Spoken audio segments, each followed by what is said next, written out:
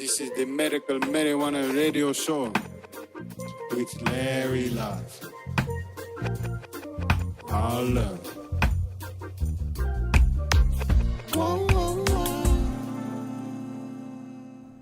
Hello, everybody. Welcome to another edition of Medical Marijuana Radio. This week, we're going to talk to Laura Hamilton in Toronto, Canada. Laura has a website called Women, Sex, and Menopause. We're going to talk about all of those things and how cannabis can help women and, of course, their men as well. So we're going to talk with her in just about a minute. First, let me remind you, every Friday and Saturday nights, we do Late Night with Marijuana on Clubhouse. Join us at midnight East Coast and 9 p.m. on the West Coast. So without any further ado, let's get right to Laura Hamilton. This is the Medical Marijuana Radio Show with Larry Love. And today I'm really happy to have Laura Hamilton. Laura is a certified cannabis educator, workshop facilitator, podcaster, and a menopause and orgasm wrangler. Her mission is to help women navigate menopause and libido issues with science-based cannabis education. Welcome to Medical Marijuana Radio, Laura. Thank you for having me, and what a great intro. Oh, thank you. You wrote it. So, so anyway, first of all, thank you for giving us your time today. Tell me what a certified cannabis educator is. Okay, there is a program here in Ontario where I am located through the University Health Network that has a certification in cannabis education. So I'm certified in that respect, at least in the province of Ontario. So what got you started into cannabis education? I mean, you probably have a connection with the plant that goes back. Tell us about that journey. Well, certainly I experimented with it as a young lady, as a youngster, certainly along with a whole bunch of other things I was experimenting with. But when I was growing up, it was definitely kind of like on the down low.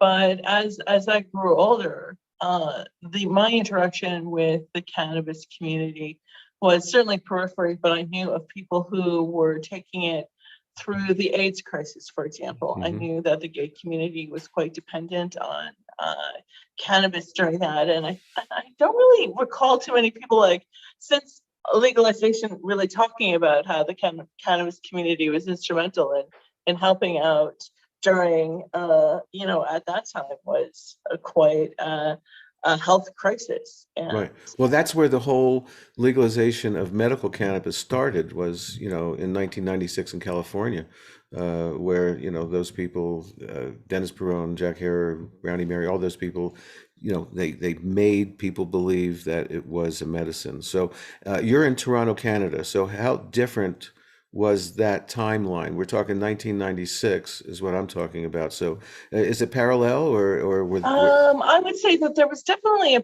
significant push in the 90s for legalization, just because within like the general, just through my own experience of living here, everybody had weed, everybody smoked weed on the street, and the cops only sort of approached you if you were being obnoxious, basically. Was that before medical had passed? Are you talking about a lead up to medical or after medical? I think medical access was passed in 2000. Okay. Okay, but don't quote me on that. Of my understanding, just flipping through my notebook, is just like, wow. My first kind of impact that I can recall is year 2000, when I think medical access to cannabis legislation came through. In terms of, legalization, obviously since 2018, that we've had federally legal cannabis. So, yeah. What is the process for a patient to get into the medical program? I mean, you're recreational now, so has the medical program shifted, changed at all, gotten better, gotten worse? I got my mom, who's 86. I got her through the cannabis clinic before COVID hit. and watched her kind of go through the process. And basically, you call up the clinic, and they book an appointment with you. They give you an assessment, and based on that assessment, they'll give you some sort of a starting titration amount, and then work from there.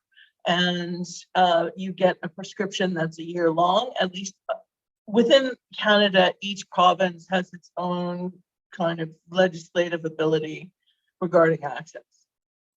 So basically, within the province of Ontario, a cannabis prescription can only be 1 year. So you would have to get that renewed every year, based on the assessment of the medical professional that works at the clinic. And then other than that, once you get your prescription from the clinic, then you go on to the licensed producer of your choice. Your prescription is not in your hands. It goes from the clinic directly to the licensed producer. Then from that end, you set up your account with the licensed producer, and they know that the websites vary, but you set up your profile, and then from there can select your products. Okay, but you're like signed up for one licensed producer, and that's all you can visit? You can sign up for multiple, but within a certain amount of prescription, right? So it's not like I want 20 licensed producers, but obviously they don't. The problem with signing only up with one is what happens if they have a production failure. Right.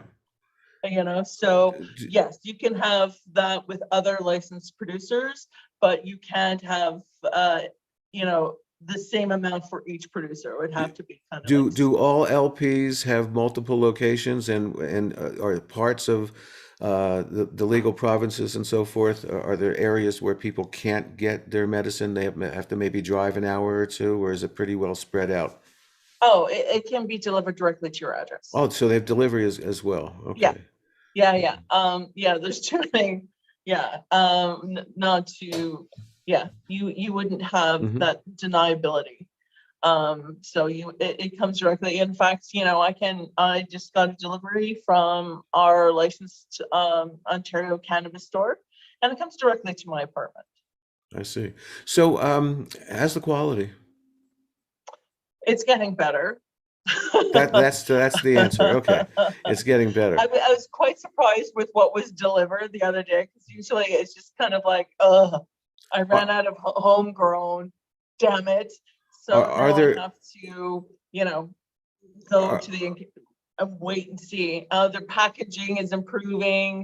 The quality was definitely better. Like, I've had stuff that looks like, is this weed or is this popcorn kernels? Oh my, yeah, little What popcorn buds. Yeah. Nonsense. Well, that's called the bottom of improved. the barrel. What about pricing? How's the pricing in Canada? It's definitely gone down. Okay, so It's definitely gone down. can you buy an ounce at one time? Pardon? Can you buy 1 ounce at one time, or do you have to buy eighths and quarters? What are the limitations for a medical patient? Oh, okay. I'm gonna have to do metric on you. I'm so sorry. Oh no. I think the maximum for recreational is 30 grams that you can order. Okay. How often can you get 30 grams? Once is it? I'd have to double check. Okay, I not think important. it's like per order. Okay. But I'm not 100%. I think that's within your personal possession. You know what? I should have that on my fingertips right now. That's okay. I don't have my reference right now. That's okay, Laura. So how has adult use, which you have now, right? Yes. How has that affected the medical, and is it cheaper for medical patients? Do medical patients have to pay any kind of taxes on their medicine? Yes, they do. Like, there is some discrepancy that still needs to be addressed. Like, there's still HST charged on medical cannabis, and I don't know what the rebate is in terms of, because our healthcare system is, as you call it, universal. So, but I'm not sure if you can get a tax rebate on that. I know that veterans groups. I'm trying to think off the top of my head. I'm really sorry. No, it's okay. But Well, let's pivot over to your mission. okay, sure. Okay, your mission is to help educate people on the use of cannabis and women, of course, for menopause and for libido and so forth. Tell me about that particular area of your counseling. Okay. With my studies of cannabis, I realized how much the plant chemically can help women in very specific and intimate areas of their life, and how it can impact a woman's body, specifically around menopause, and how these cannabinoids that, for example, can activate things in our hypothalamus to help with modulating body temperature, for Hmm. example, and uh, can also help with like the production of certain chemicals that stimulate the pleasure centers, for example, to help with libido issues, because it is quite a challenge to go through this. Oh, I'm sorry, my earbuds keep falling out of my ears. Drives me Stop crazy. cleaning your ears so that maybe it'll be a little more stickier in there. Anyway, I don't so know. I have the worst problems with keeping earbuds in my ears. I don't know if it's because all my right, mouth is opening up too so much or what. when a woman starts to go through menopause, well, Yes. maybe before we start there, let's before we get there, let's work it up. Before menopause, Mhm. they're having their monthly menstrual cycles where cannabis can also be helpful. So let's start there and then Sure. move. You know, There are new products coming out onto the market specifically to address things like menstrual cramping and menstrual issues that are, it's very interesting to see how cannabinoids can affect things like cramping in the vaginal canal and the uterus, and helping women with that sort of sexual health. And I think that from what I've seen in the medical community, that sort of information is not exactly being pushed forward. Whereas I think it should be shouted off from the mhm. hilltops, just because of my own experience of having to go through really horrendous menstrual cycles when I was younger, like really debilitating and horrible.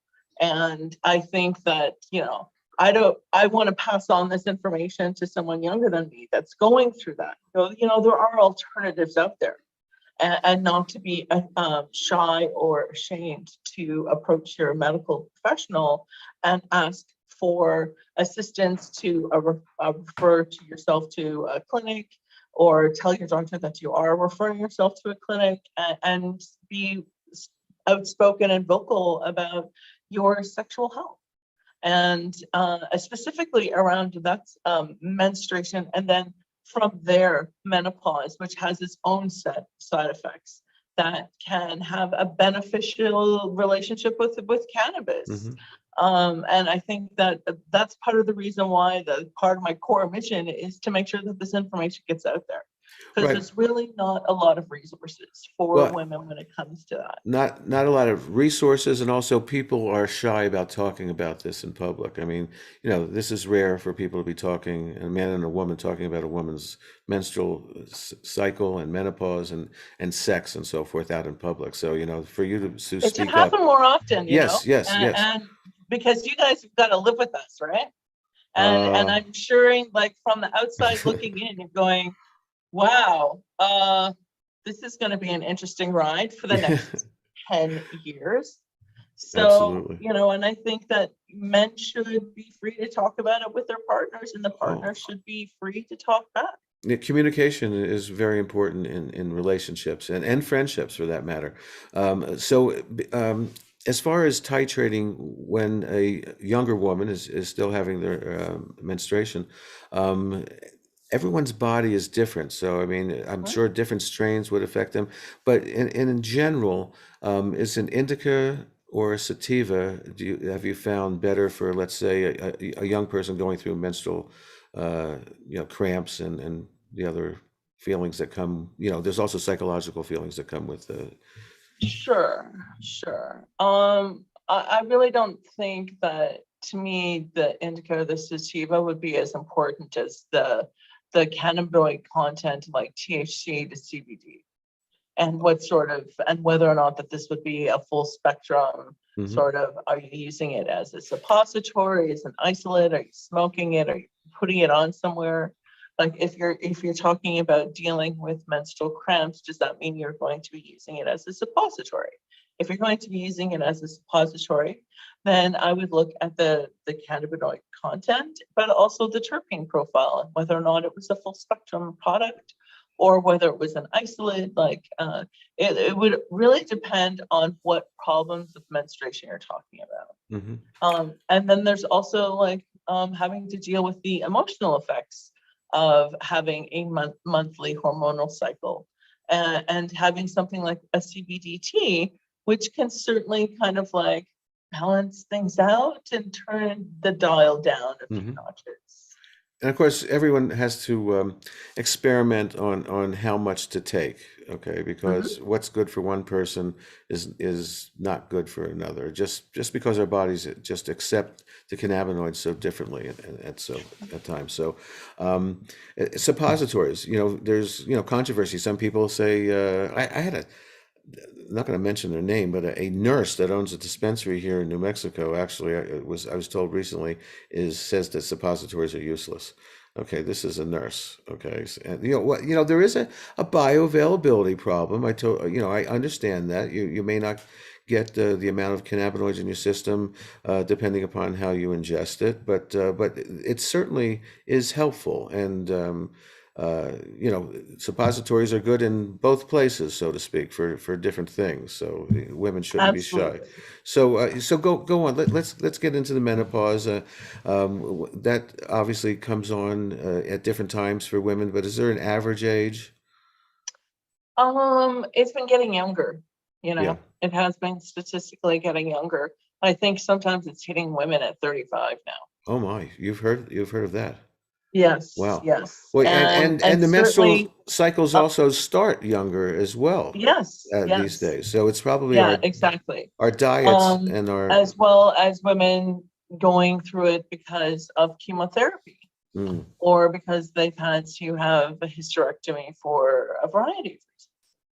And so it can impact a woman really at any age, depending on whether or not that there's something called chemopause, which means that you can go through chemopause, but after your chemotherapy ends, there is a potential for you to still regain your menstrual cycle. So, So as far as that's concerned, we talked about suppositories, but obviously, smoking cannabis or vaping it, you can get, an effect a little bit quicker. But how are edibles? Are they good for some people? Absolutely. But again, for me, if you're going to be doing anything with medical properties, talk to somebody first before you start doing it, because edibles happen to take a long time to go through your system.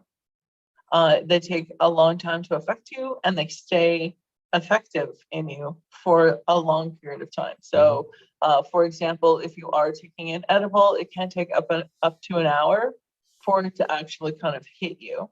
And then it can stay, you could stay within 6 to 8 hours of consumption going, I can still feel the effects. Me, is that me?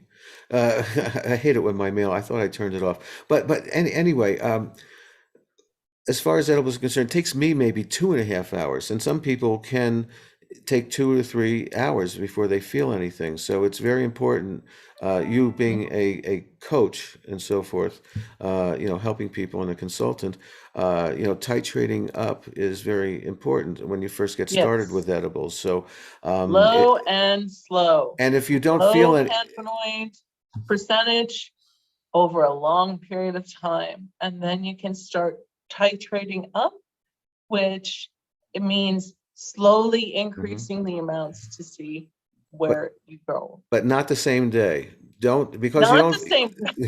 No, that's a major mistake that new people to edibles, they do that. They'll take that edible, and then they'll be with a friend who knows stuff, and yeah, I don't feel anything. It's like 20 minutes later, an hour, and they'll take another one. That's the key mistake. And I've said it 100 times on this podcast over the last 13 years. If somebody has a bad experience the first time, they'll be scared to come back to this wonderful medicine. So when you help your friends, get into cannabis, you have to be very gentle. Absolutely. Absolutely. I've seen it firsthand on a number of occasions.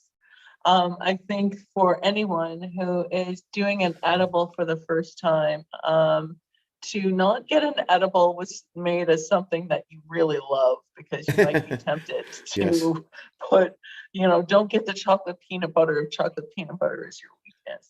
Yeah. Because you're going to eat one half and then you're going to go, that was really tasty. And Yeah. then eat another one and then another one. And then there's a problem in about an hour. Absolutely. So let's say you have a brownie. You should probably have some unmedicated brownies there for later, for later, and the munchies and so forth. It's a huge mistake. We all know about that phone call that a cop and his wife made in Texas when he ate some brownies and he got too high. He called 911 and he says, "I think we're going to die." It's out there. You can Google that and you'll hear that. Oh, I mean, God. it's just insane. So tell me. I don't want to laugh, but yeah, I mean, when I was taking my Cannabis Educator course, I was talking to some emergency room doctors about basically what their procedure is when somebody comes in and it's like, I ate the whole thing. They're like, I see. Okay, well, come into this recovery room, which is basically a dark room with lots of pillows.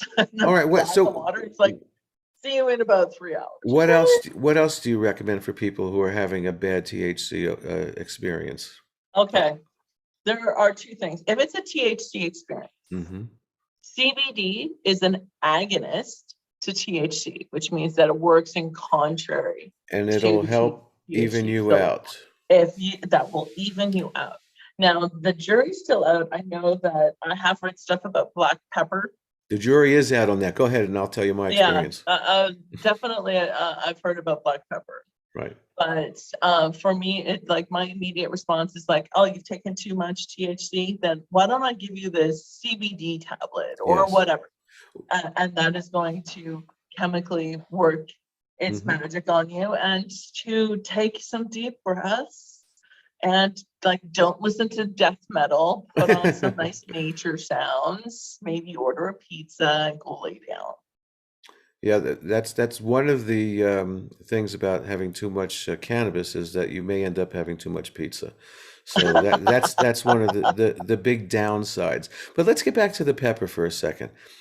Yes. It's that Canadian guy that sort of started this, that Neil Young, that wonderful rock and roll singer. He talked about using sniffing the aroma of black pepper, which is real and so forth. So about beta caryophyllene. So about five or 6 years ago, when that first came out, I said, well, if that ever happens to me, I'm going to give it a try. So I back then I was making my own oil from an ethanol extraction, and pouring it through the coffee filters and decarbing and all that. And so there was no testing. So there was one night that I took too much, and I was upstairs in my office at my previous home, and I said, okay, yeah, pepper, let's try this. So I carefully walked down 15 flights of stairs and into my kitchen, and I get this big restaurant size container of black pepper, and I take the aroma from the open bottle. Bam, I went down on the brick floor face first. True. And that's why cannabinoids affect people differently. Okay. Now the CBD, that I hear is a lot better, and there will be products. There are some products already out there, rescue products and so forth, for THC with CBD in it. So everybody should keep that in their arsenal. Have some pure CBD around, and that works pretty good. Absolutely, especially if you have you're taking something with high THC content in it. you should always have a little bit of CBD on hand, just in case. Yeah, well, yeah, and some CBD tincture, I think, would be the best way to Oh, have it around, absolutely. you know, Yeah. because then you could Yes. just take some drops. But if you have like some hemp bud that's high in CBD, Sure. that might come into your system a lot faster because Sure. you're inhaling it that way. So Yeah. It really depends on whether or not you inhale, and do you have access to something that's, because I know that, smoking is the fastest way, but it's not also the healthiest way. how do you feel about vape pens? And I and hate them. they're not as good as bud, is it? Or smoking from a pipe, you know. I don't think you're ever going to get me on board with them. Yeah, you know what? I feel the same way. I actually got a free cartridge from one of the dispensaries last week that I went to. I guess they had a new provider or something. I got a free half gram, so I've been trying it. But it doesn't affect me like smoking a joint or a bong hit or and so forth. Yeah, So yeah, I agree, even though, wink, wink, wink. right. But you should really think about vaporizing as opposed to combustion, Hmm. and that sort of thing. Yeah, I agree. You know, the Volcano is a great vaporizer. I have one that's called I can't even remember the name of it, but they're very very good. You know, the ones that vaporize bud is what I'm talking Yes, about. So yes, all right. yes, So we talked about a woman's menstrual cycle. We've talked yes, about menopause, yes. and during and in between all those things, there's libido and Mhm. sex. Okay, so do you feel that cannabis enhances a woman's sex life? Does it help the libido? I'm not going to say 100% true, because, as you have said, cannabis affects everyone individually. So I'm not going to say this is the answer to everyone's prayers, but from my experience, specifically with topicals, so we're talking about a topical cream, it is pretty difficult for you to get super intoxicated using a topical cream. Um, it can stimulate the blood circulation to the particular area, but it is not necessarily going to make you high. Hmm. And I think that can, but because there is this stimulation, your brain and your body can start connecting with each other, because a lot of the times that women have decreased libido is because their brain and their body are talking to each other. And stimulating a woman's libido also requires stimulation of our physical bodies, but sometimes it's really hard to connect. And on top of that, one of the side effects of menopause is vaginal dryness, which makes things uncomfortable, which makes penetrational sex uncomfortable. It also thins our vaginal walls, which means that there can be vaginal tearing, making any sort of penetrational play uncomfortable. Hmm. And that's why cannabis can help with uh, anti-inflammatory properties, to help with pain, and to also stimulate our own natural secretions Hmm. because of the blood stimulation and all of those downstream effects, as well as stimulating our pleasure centers in our brains. For years, I've seen lubrication products out there with cannabis. Okay, Mhm. so are there certain things that a woman should look for in the ingredients that would not be good to be in that area, or are these Well, companies it being depends. Like, responsible? You I know. know that because of things like vaginal tearing, that some women are also on steroid cream to assist with that. So to always speak to a medical professional before you start kind of, depending on, just because it says it on the label, like I don't want to speak for every cosmetic product out there, because I know that there's a lot. And the the products that, to me, it's like, the less on the ingredients list, the better. Oh, always with everything, and especially when you go to the market and you're buying your food that you put in your body that just affects everything. And of course, you look, I've had a problem with food in my body my whole life, so Sure. up and down. But the longer it is, the more that's in it, the Yeah. less you should buy it for sure. Yeah, exactly. Exactly. That. If it says like coconut oil and cannabinoids, awesome. Yes, yes. So how do you feel about, of course, terpenes and so forth? There are certain terpenes that you have found help in any of these situations that we're talking Okay, about with anything for that's women? anti-inflammatory. So Okay. any terpene that's known for anti-inflammatory properties. Also, terpenes that have to deal with muscle relaxing. Do you know what So, what they might be? Do you know them offhand? like something like linalool, the stuff Okay. that smells like lavender, or something that smells like myrcene, which smells a bit like Mango. mango. Mhm. Mango. Yeah. Yeah, they do say, and I've talked about it before, that, and I read this probably 7 or 8 years ago. If you eat a mango before you smoke a joint or take an edible, that the myrcene in it just really uh, magnifies the effect in many people. So, Yes. have you tried that? Yes. Yes. And I just based on my own anecdotal experience, I would say yeah. Okay. So if you're in the supermarket and you see somebody in the front of you with a cart full of mango, you're just gonna go, I know what you're up to. Yeah, mangoes and a case of rolling papers. That Yeah, might exactly. give you a tip. Follow them because they know where Yeah. the party's starting.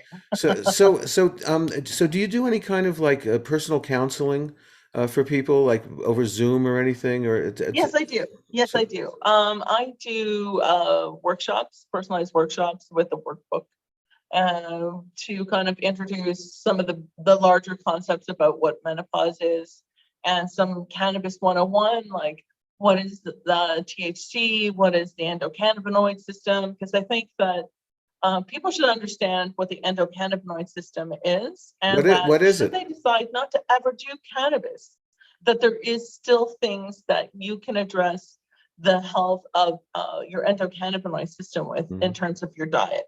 So, It hasn't been and I would activated. encourage that. Our endocannabinoid system, because of prohibition, they haven't been activated as well as could be. I mean, yes, there are terpenes and other cannabinoids in other plant matter and so forth. But if someone wants to take that course or give out your website or wherever people can sign up to take your course and so forth, I'd like people to Yes, be able to do they that. can get in contact with me via my website, which is womensexandcannabis.com. That's all one word, women, sex, and cannabis. I Well, wanted to go something like, what you see is what you get packaging. so all right, so um, yeah, go ahead. Tell me about what they'll see as on there. well as I can also be reached via Instagram. My Instagram handle is laurahamilton.cancan.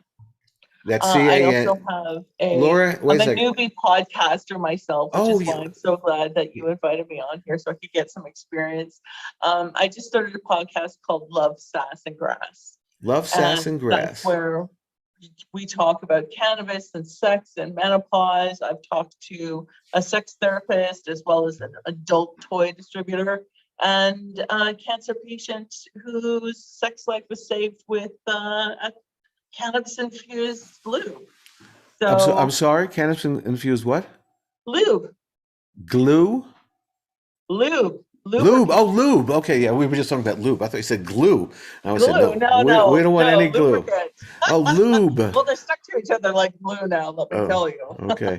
Is there anything else that we didn't talk about that you'd like to let people know about? You said you were Um, a cannabis sommelier.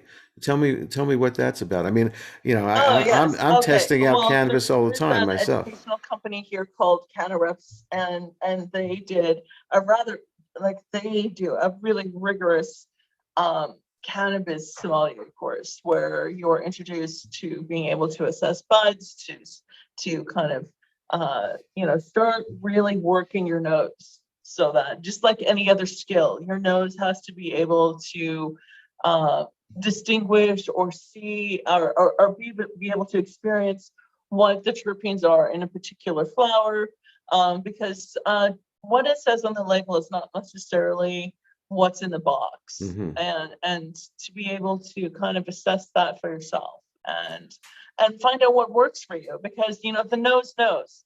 Yes. If you don't like that cheesy stuff, don't use it, or very delicately start doing your side steps into some of the more pungent strains out there. I mean, they could work for you, but it's kind of like cheese. Nobody starts off with a Roquefort cheese. Oh, no. It's Or they always would. like, I'm going to start off with this mozzarella.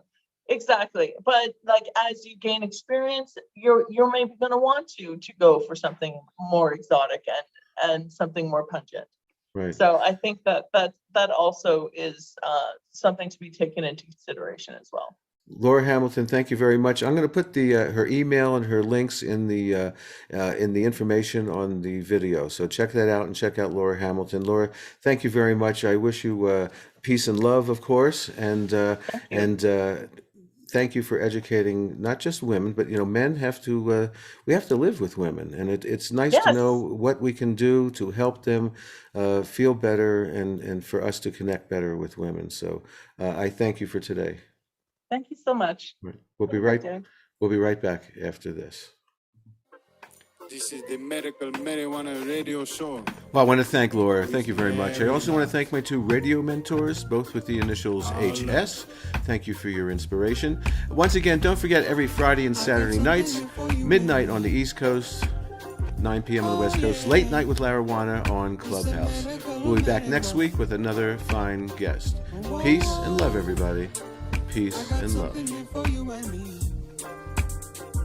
Oh yeah, it's a medical marijuana. Whoa.